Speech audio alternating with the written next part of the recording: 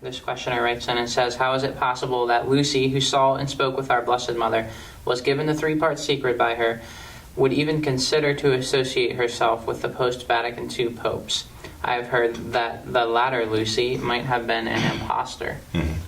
Well, people ask similar questions about Padre Pio. They say, well, Padre Pio must have known, right? Wouldn't he have known that the modernists had taken over in the Vatican? And the answer is, well, he could well have known. And there are indications he did know. And in fact, there are those close to Padre Pio who said he was very well aware of the modernists, that they did in fact take over the Vatican, and he wanted nothing to do with them.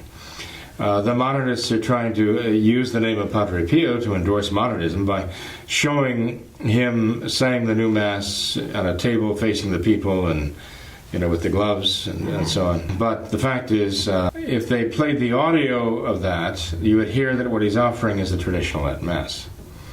But they try to make it appear to be the Novus Ordo. Why did he face the people?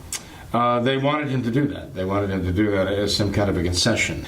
That's my understanding, anyway. Okay, that they're using the photo only to give people a very false impression, a lie, basically. It's deception. That Padre Pio said the new Mass. He never said the new Mass. He died before that.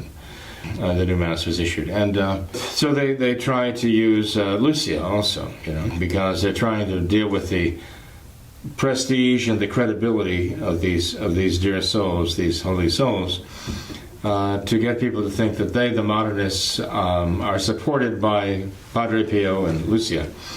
There's an interesting theory, and you might even call it more than a theory, that somehow an elderly nun was substituted for the true Lucia, and that there was such a contrast in not only the appearance. I mean, there's a certain similarity, but there are also dissimilarities that are very, very telling.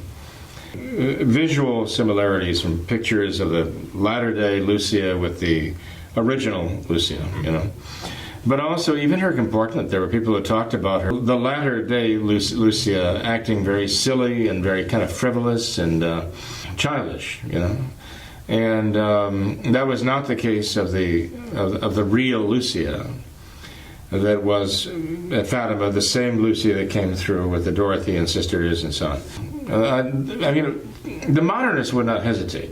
They do not hesitate of fabricating, falsifying anything. This is a bold-faced lie.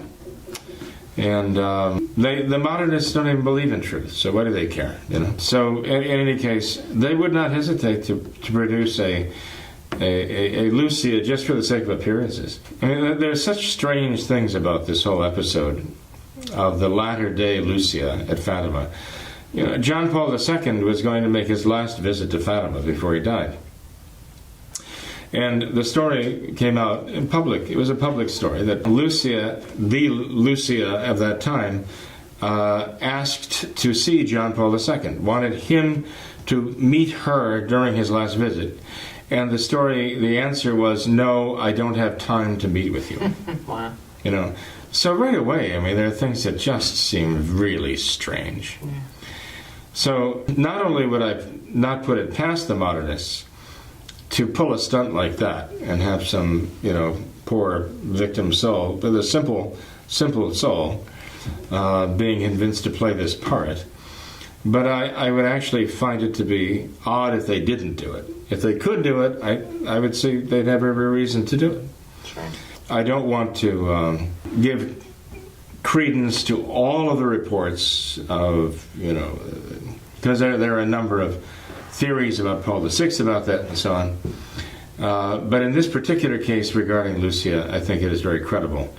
The site Tradition in Action has some interesting entries on that, as well as on the third secret of Fatima also, which are definitely worth looking at and worth knowing.